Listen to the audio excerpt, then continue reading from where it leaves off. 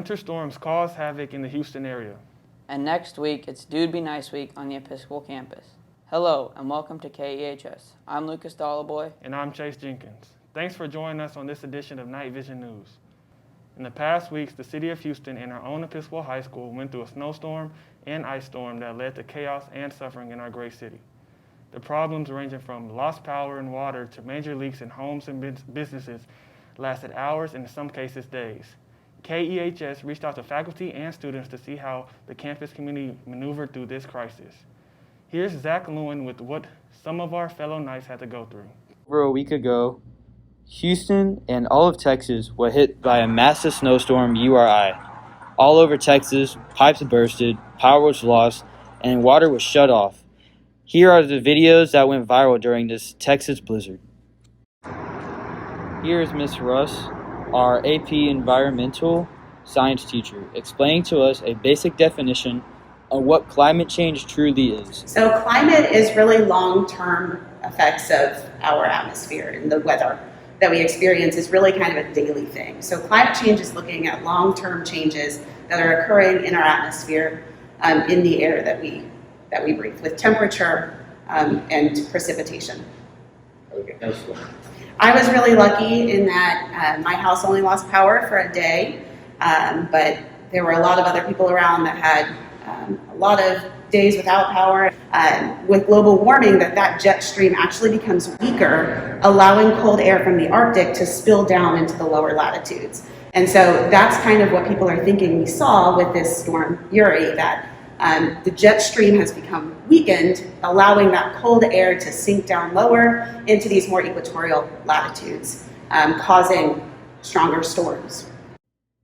Other student and faculty members were interviewed on their personal experiences as well. My power went out for a really long time and all of the water shut off, and there were some fires on my street and some pipes bursting. It was just a crazy time.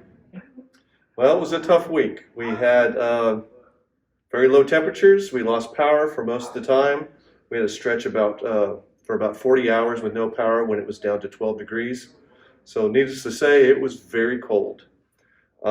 We kept our water though. We didn't have any pipes break. In conclusion, we can say that this is one of the worst storms Texas ever had to go through. People were going through hypothermia. People were suffering. People were freezing to death. People had nowhere to go. They were trapped in their houses. And at the bare minimum, over 16 million Texans had to go through it, no power and no electricity.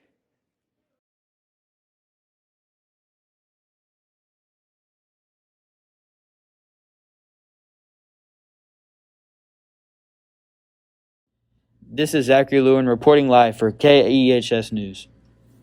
It had to be terrible living like that and experiencing such harsh conditions. I cannot even imagine what they were thinking during those brutal moments.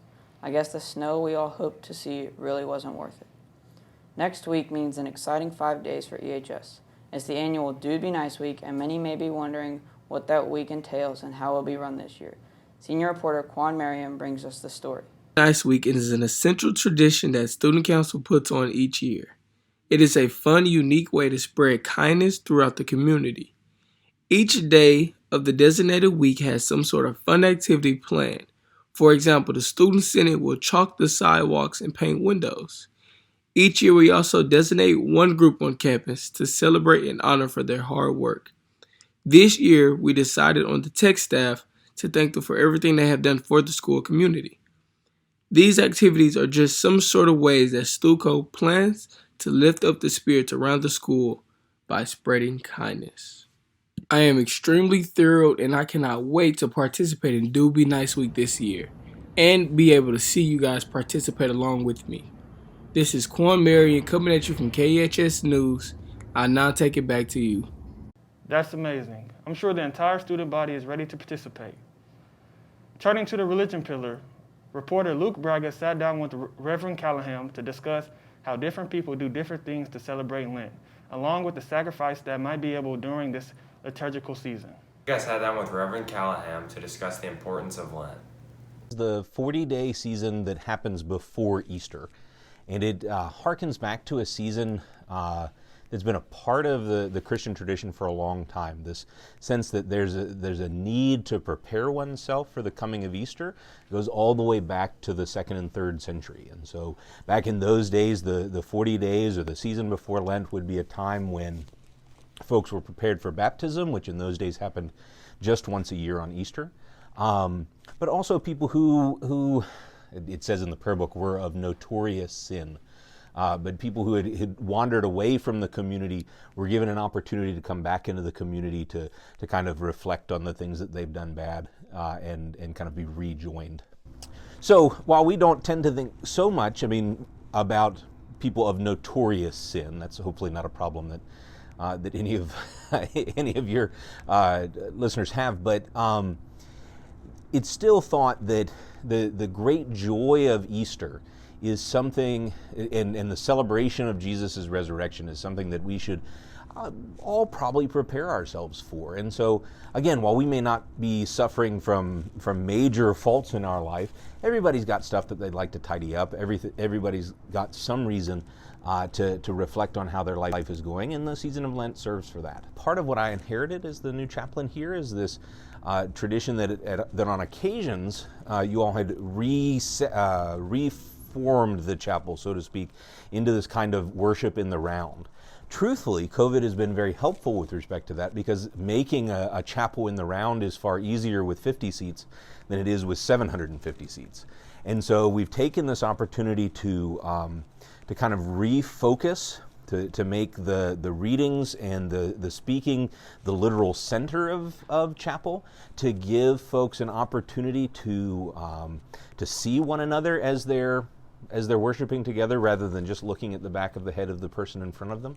The word on the street is that makes some folks uncomfortable, and that's actually not such a bad thing during Lent. So over the years, my family and I have always kept some type of Lenten discipline, but it has not been something the same every year. This year, my family and I, my wife and my 2 children, have decided that we're going to be vegetarian during Lent, that we're not going to eat meat on any of the 40 days.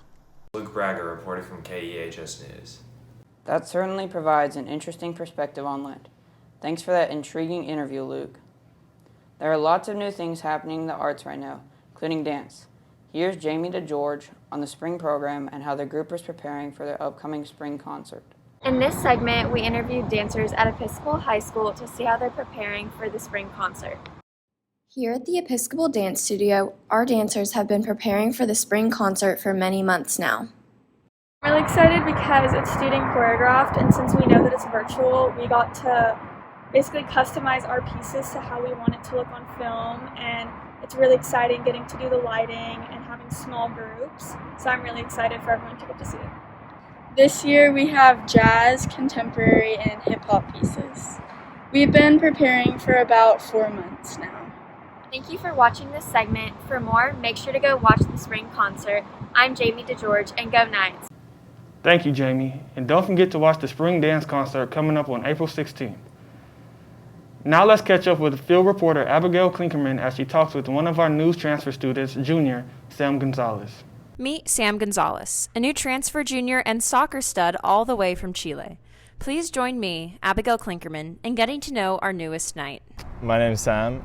I come from Chile. I moved here from Chile, but I was born here until I was 4. And then I moved to Singapore at the age of 4.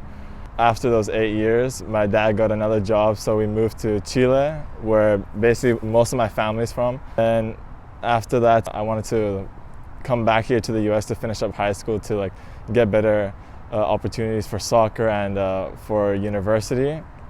And so I've been here for now nearly 9 months, 10 months since I've been back here in the U.S. Before his season at Episcopal, Sam has been playing soccer for almost 10 years.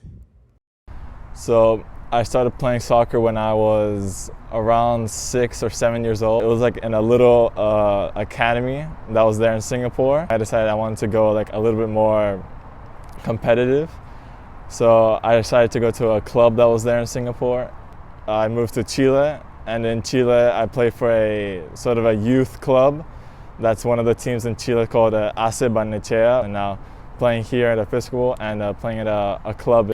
Join me while I talk to Coach Smith about Sam's impact on the team. Last winter is actually when I met Samuel. He was visiting from Chile, and when we got in touch through a mutual acquaintance in the soccer world, I knew right away that Samuel would be someone that we would love to have at Episcopal. And we were graduating in a critical piece of our team who was a center back, so having Samuel come in potentially to fill that spot was really important for us. Even though he was a new player, the guys looked at him right away as a leader, and as a rising senior next year, I do envision Samuel taking on a significant leadership role for our team. As you can imagine, the pandemic has affected areas worldwide, and thanks to Sam, we're able to see a perspective from 2 different regions. In December, the actual quarantine for COVID started to happen because they said, there was a release on the news about this new disease. And so they made us quarantine for a week. And then it was fine. We had our vacations. In February, when we were back in school, we went around for 3 weeks of school. And then that 4th week, they decided to shut it all down and we got back all into quarantine. In Chile, we used Zoom instead of here where they use Teams. And so there's a lot of troubleshooting issues. And it was also very different from here because here it goes from 8 to 12 or 12:30. But in Chile, it was the same regular school day where it went from 8 to 3 in the afternoon. Sam plans on continuing his stride in the soccer program next year and is pushing for captain. Thanks for joining me. I'm Abigail Klinkerman reporting for KEHS News. Back to the studio. Thanks, Abigail. It's always great to meet a new face. The weight room is one of the best aspects of our EHS campus. Located on the 2nd floor of the Hildebrand Athletic Center, whether you're participating in strength and conditioning classes or trying to get into shape, the weight room is always in use. Here's my co-anchor, Lucas Dallaboy, with an inside look at the athletic facility and how it is used. Strength and conditioning is a class used by all. For some people, they take it as an opportunity to better their health and personal fitness, though for others, they take it as a class to coast in. We were fortunate to have the opportunity to talk with one of the few overachievers in the class, Bryce Butler. I started lifting weights this year, and it was just kind of working on getting ready for wrestling and lacrosse. I hit, this is gonna be embarrassing, my records are all low. 115 for a bench press. Today I hit 185 for a squat. An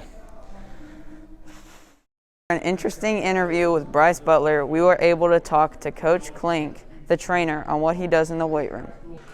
Oh, well, my first year at Episcopal, which was about 28 years ago, 1993.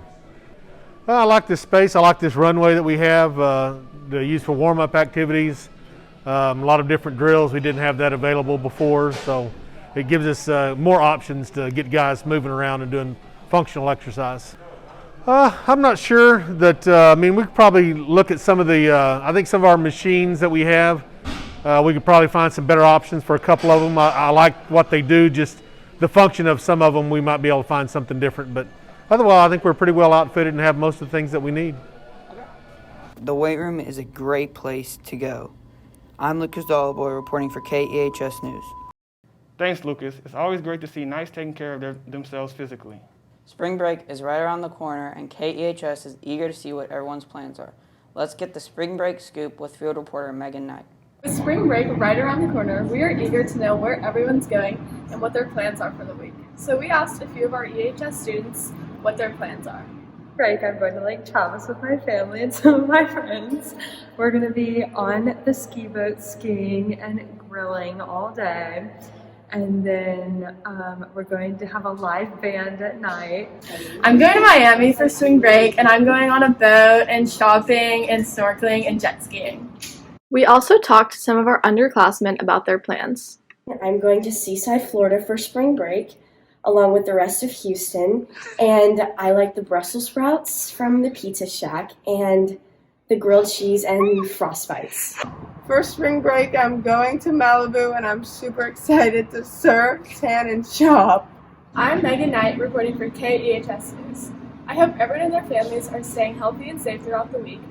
back to you in the studio. It sounds like everyone has fun plans for the upcoming week of vacation.